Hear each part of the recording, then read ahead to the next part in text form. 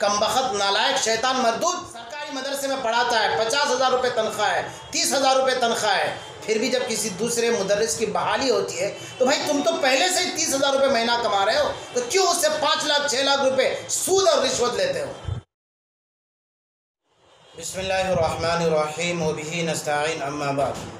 मुअज़्ज़ज़ सामिईन किराम, नाज़रीन अज़ाम, नौजवानान इस्लाम और पर्दा नशीन ख़वातीन, अस्सलामु अलैकुम व रहमतुल्लाहि व बरकातुहू।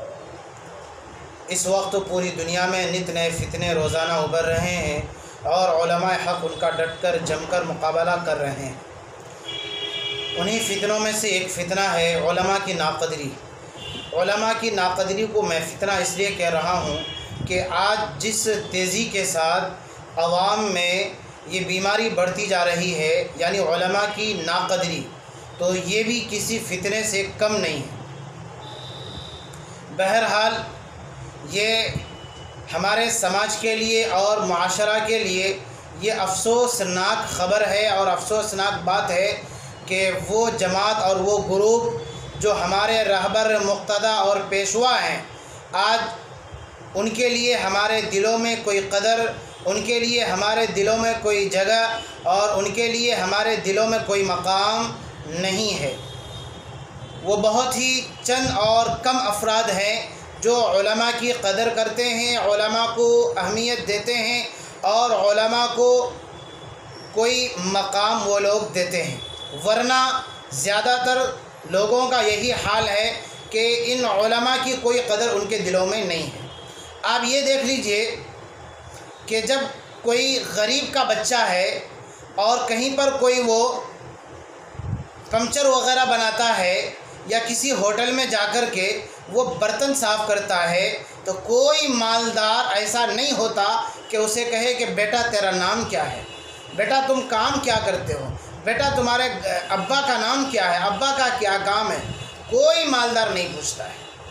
खाना खाने तो जाएगा होटल, कभी तो सोचना भी चाहिए कि इतना छोटा सा बच्चा जिसको अभी स्कूल में होना चाहिए, मदरसा में होना चाहिए, तालीम हासिल करनी चाहिए, ये बर्तन साफ़ कर रहा है, गंदगी में बैठा हुआ है, पंचर बना रहा है।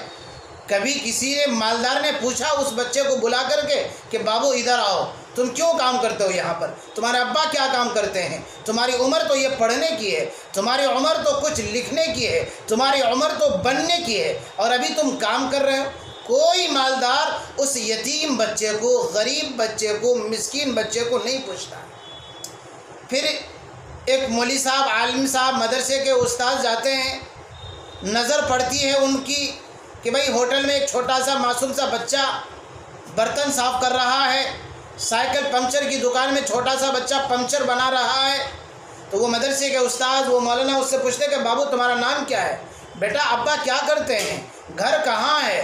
वो बच्चा कहता है कि हज़रत अब्बा नहीं है, मैं एक अकेला बेटा हूँ, माँ अकेली है, बहनें हैं और यकीनन ये उम्र मेरी पढ़ने की तो है, लेकिन कमाने वाला कोई नहीं है, खिलाने वाला कोई नहीं है, कपड़ा पहनाने वाला कोई नहीं है, इसलिए मेरी माँ ने मजबूरन मुझे साइकिल पंक्चर की दुकान में डाल दिया और होटलों में बर्तन साफ़ करने के लिए डाल दिया।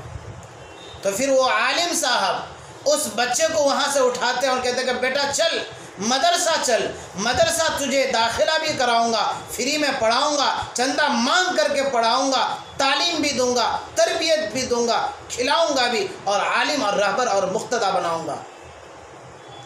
तो ये वो गरीब बच्चा होता है, यतीम बच्चा होता है जो कहीं पंक्चर की दुकान से उठकर और होटल की दुकान से उठकर वो पढ़ता है मदरसे में। अब चूँकि घरेलू हालात बहुत अच्छे नहीं रहे थे, पसमानदा और गुर्बत ज़दा इलाके में रहने वाला वो बच्चा था, माँ बहन वग़ैरह को खिलाने के लिए कोई और दूसरा तीसरा नहीं था। तो वो बच्चा हाफिज़ बन के अरबी अव्वल दुम सुम चारुम पंजुम पढ़ के वो अपनी पढ़ाई छोड़ देता, ऐसा भी होता है। अब जब वो हाफिज़ साहब बन गया और हाफिज़ बन कर के वो अपने इलाके में रहता है, तो अब उसके लिए मुनासिब नहीं है कि इस शरई लिबास में और ये शरई चेहरा, दाढ़ी, ये टोपी ये रह कर के किसी होटल में जाए। ख़ुद ये लिबास उसे इजाज़त नहीं देता, ये चेहरा उसे इजाज़त नहीं देता। अब वो क्या करता है, कहीं पर इमामत की ज़िम्मेदारी संभाल लेता है, किसी गांव में जाकर के वो मुअज्जिन की ज़िम्मेदारी को संभाल लेता है। छोटे छोटे गांव में जहां पर 6,000, 3,000, 5,000, 4,000 तनख्वाह होती है, इतनी मुख्तसर तनख्वाह पर वो राज़ी हो जाते हैं। हाफिज़ साहब जो कि कल वो पंचर की दुकान में काम कर रहा था और होटल में बर्तन साफ़ कर रहा था। तो ये आप सोच सकते हैं, अगर कोई आलिम इस बच्चे को नहीं उठाता पंचर की दुकान से और होटल की दुकान से नहीं होता, तो 1 साल, 2 साल, 3 साल वो होटल की दुकान में काम करता, पंचर की दुकान में काम करता। फिर क्या होता, जो जो उम्र बढ़ती जाती, चूँकि वहाँ तो तरबियत तो हो नहीं रही थी, तो वो बच्चा बिगड़ता जाता। औबाश, समाज में औबाश लड़कों की कमी नहीं है, माहौल में अय्याश लड़कों की कमी नहीं है। औबाश, अय्याश, मक्कार और दगा फरेब देने वाले बच्चों और लड़कों के साथ मिलकर वो भी बाद में चल कर के बड़ा औबाश, मक्कार और चोर और डाकू बनता। तो आप बतलाइए कि आलिम ने उसे पंचर की दुकान से उठाया तो इंसान बना दिया। यह और बात है कि मुख्तसर तनख्वाह, लेकिन उस पर भी वो सब्र कर लेता है। अब फिर बेचारा चूँकि ज़रूरियात है, अब बेचारा वो क्या करता है, कहीं पर ट्यूशन पढ़ाता है। अब देखिए मालदार हजरत इसके साथ कैसा रवैया इख्तियार करते हैं। इस उम्मत के जो मालदार हैं, जो अपने आप को हाजी साहब, काजी साहब कहते हैं, जो अपने आप को ज़िम्मेदार साहब कहते हैं, जो अपने आप को मुतवल्ली साहब कहते हैं, जो अपने आप को बड़े रईस और बड़े शोहरत याफ्ता, इज़्ज़त याफ्ता समझते हैं, इनके नज़दीक तो दीनी तालीम की कोई अहमियत है नहीं। ये अपने बच्चों को 10 किलोमीटर की दूरी पर रोज़ाना स्कूल की तालीम के लिए छोड़ने जाएंगे और लेने आएंगे, लेकिन दीन की तालीम की कोई फ़िक्र नहीं होती। अब जब ये बूढ़ा हो जाता है तो सोचता है कि मेरा बेटा तो हाफिज़ नहीं बना, मेरा बेटा तो कलाम पाक को भी नहीं पढ़ा, मेरा बेटा तो सही से उर्दू भी नहीं पढ़ना जानता, कलिमा तक नहीं जानता। अब उसके पोते हो गए तो इस बुढ़े में आकू, बड़े में आकू, जो हाजी साहब बने हुए हैं, मालदार साहब, इसको फ़िक्र होती है कि ख़ुद तो दीनी तालीम हासिल नहीं किए, बेटे को भी दीनी तालीम हासिल नहीं कराया, डॉक्टर, मास्टर, इंजीनियर बना दिया, और बेटा भी सही से नहीं देख रहा है, बहू भी नहीं देख रही है। अब ये मस्जिद का एक कोना पकड़ लेता है। अब जब मस्जिद का कोना पकड़ लेता है, अब वहाँ पर इमाम साहब की तकरीर सुनता है और ये भी सुनता है कि यहाँ की ज़िंदगी ये आर्जी ज़िंदगी है, दुनिया ये एक दारुल असबाब है, दारुल इम्तिहान है, दारुल जज़ा, यानी जज़ा सज़ा जो कुछ भी है वो आखिरत में है, वो असल ज़िंदगी है, लामहदूद ज़िंदगी है।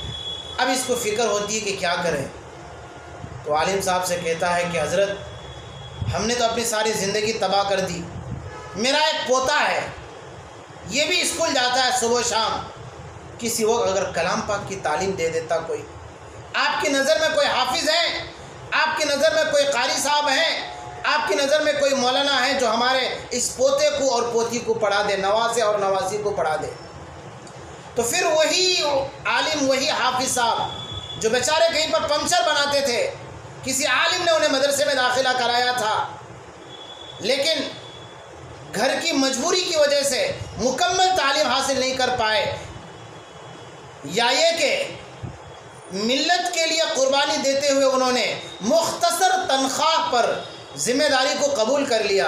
अब वो सोचते हैं कि चलो भाई इनके घर में ट्यूशन ही पढ़ा देते हैं, कम से कम 2-4 हज़ार रुपये वहाँ से तो आ जाएंगे। अब इस मालदार का रवैया देखिए, जब ट्यूशन पढ़ाने के लिए तय होता है तो उससे पूछते हैं, हाँ आप हाफिज़ साहब हैं, ये अंदाज़ होता बात करने का। वो बुढ़े मियाँ जो हाजी साहब बने हुए हैं, ज़िंदगी भर हराम का लूटता रहा, खाता रहा, वो बोलते कि जी आप हाफिज़ साहब हैं, जी कहाँ से फारिग हैं, कहाँ तक आप पढ़े हैं, कलाम पाक आप पढ़ा सकते हैं ना बच्चे को। वो बेचारे चूँकि उनको रिज़्क़ हलाल की तलाश होती है और ये दाढ़ी, टोपी, ये जुब्बा इजाज़त नहीं देता कि वो चोरी लूटमारी करे, तो वो इसको भी बर्दाश्त कर लेते हैं और वो कहते हैं कि हाँ हाजी साहब मैं आपके पोते को भी, पोती को भी, नवाज से नवाज सबको पढ़ा दूंगा। अच्छा ठीक है, आप परसों से आ जाइएगा। वो कमबख्त ये भी नहीं बोलता है कि आपका नजराना क्या होना चाहिए। अब जब वो हाफिज साहब पाबंदी के साथ वक्त मुतय्यना पर पढ़ाने जाते हैं तो कभी ऐसा भी दिन आता है कि बच्चा सो रहा है, वक्त हो गया पढ़ाने का, हाफिज साहब बाहर आए और दरवाज़ा खटखटाया, बाहर से आवाज़, अंदर से आवाज़ आती, कौन? हाफिज साहब कहते हैं कि जी पढ़ाने के लिए आया हूँ। अच्छा पढ़ाने के लिए आए हैं, ऐसा कीजिए आज कल से आइएगा, आज बच्चे की तबीयत ख़राब है। यानी बाहर से बाहर ही भेज देता है। इतनी भी तौफीक नहीं होती है कि कम से कम हाफिज साहब को अंदर तो बुला लें। बच्चा नहीं है, कहीं पर चला गया, बर्थडे मनाने के लिए, हराम खाने के लिए गया है, अय्याशी करने गया है, ज़िंदगी को तबाह बर्बाद करने के लिए माँ बाप ने उसे लेकर के गया है, तो कम से कम हाफिज साहब को अंदर तो बुला लेते। आइए हाफिज साहब बैठिए, ये लीजिए नाश्ता कीजिए, चाय नोश फरमा लीजिए। उसके बाद के देखिए हाफिज साहब असल में आपको कल ही इत्तला कर देना था, नहीं इत्तला कर पाए और हमारा बच्चा जो है आज बर्थडे मनाने गया है। यही होता है, नाराज़ ना मानिए, आज गया है, आप कल से आ जाइएगा। ये तरीक़ा होना चाहिए था, लेकिन ऐसा नहीं होता है। अंदर से आवाज़ आती, कौन? हाफिज साहब, ऐसा कीजिए कल से आइएगा, आज बच्चा नहीं है। ये आपने इकराम किया उस बेचारे हाफिज साहब का।